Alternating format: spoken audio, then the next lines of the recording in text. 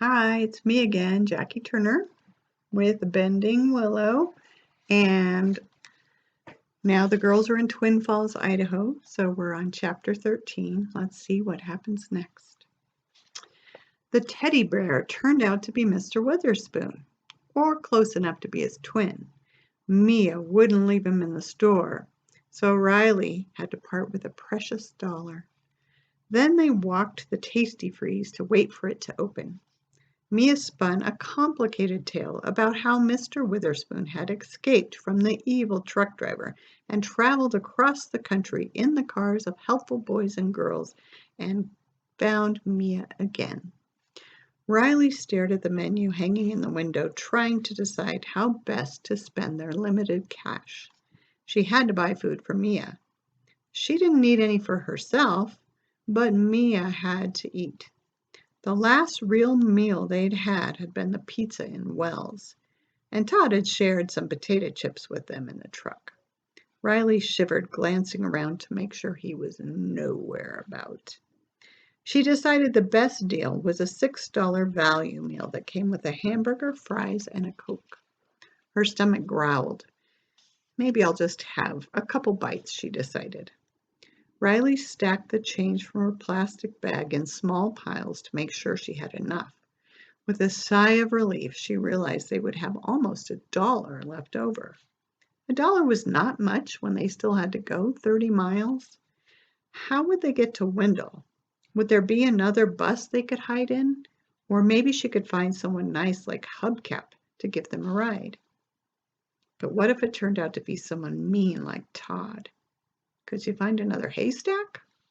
Riley's thoughts went round and round without really going anywhere. It was a relief when the Tasty Freeze finally opened and they could place their order. All ideas of taking only a few bites went out the window when Riley smelled the hamburger cooking on the grill. Her mouth watered and her stomach growled even louder. When the order came, she cut the hamburger in half and counted out the fries, giving Mia an extra fry so Riley didn't feel quite so guilty about eating half. The pizza in Wells had been wonderful, but this hamburger was delicious. 2 hours later, Riley still hadn't figured out how they were going to get to Wendell. It was so hot that even the shade of the Tasty Freeze awning wasn't enough. Mia was getting tired and cranky and complaining again about needing to go to the bathroom. The man at the Tasty Freeze counter said their bathroom was for employees only, so Riley led her sister back toward the thrift store. The best luck she'd had on this trip had come when she'd asked River for help. They needed help again, and the only person they knew to ask was the cashier. Riley even had a plan that might work, or it might land them right in the place they'd been trying to avoid, the shelter. It might be a good time to pray, but Riley didn't know much about prayer.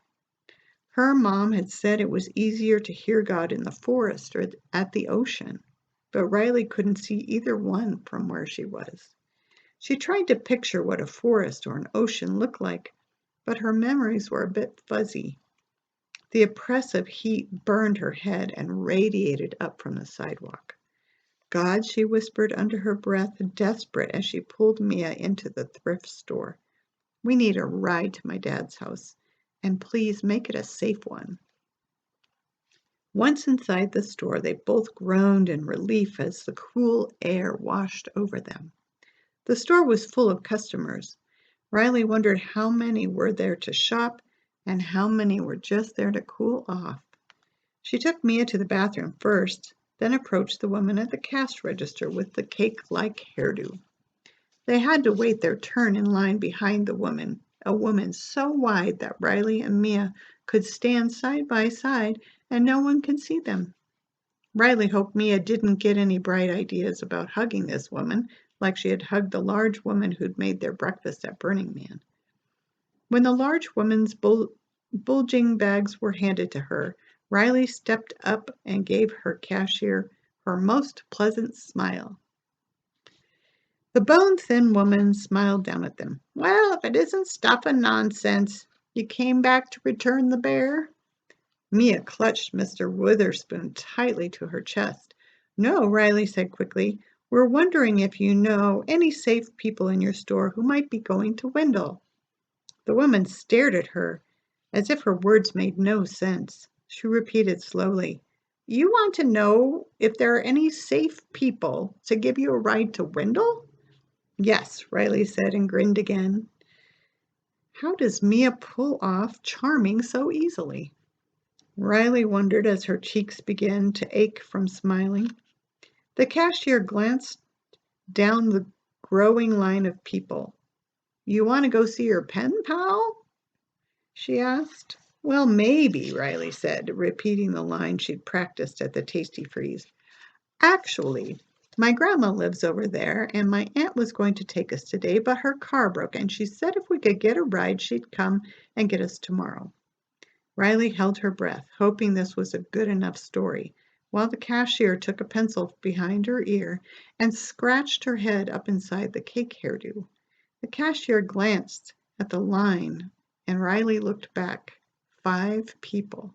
An old lady caught Riley's eye and frowned. Hey, Betty May, the clerk said, how you doing today? My ankles are starting to swell from the heat, and standing here is not helping, the old lady said. The cashier frowned as another person joined the line. She turned back to Riley. I don't have time to help you figure this out, girls. My line's backing up. Jack, she said loudly to the second man in the line. His head jerked up. This man was the oldest person Riley had ever seen. The cashier spoke loudly and slowly while Riley stared. He reminded her of a turtle she had once seen at the zoo on a field trip. Her teacher read a plaque out loud to the class. The turtle was over 100 years old.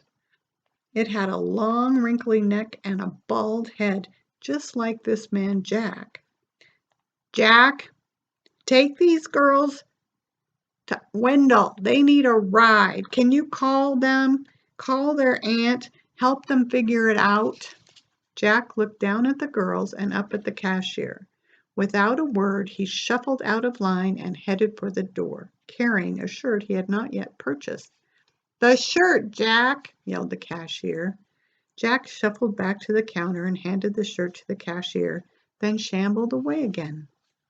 The cashier shook her head and turned to the next customer. Jack kept walking right toward the front door, so Riley grabbed Mia's hand and followed. He kept going out into the parking lot and stopped at a green car that looked even older than the one Hubcap drove. He didn't turn around or say a word. Did he even know that she and Mia were following him? Finally, he opened the passenger door. Sorry, I have no air conditioning. He spoke in a loud voice, but not slow like the clerk had. Riley stopped. She didn't have that uh-oh feeling about Jack. Besides, he was so old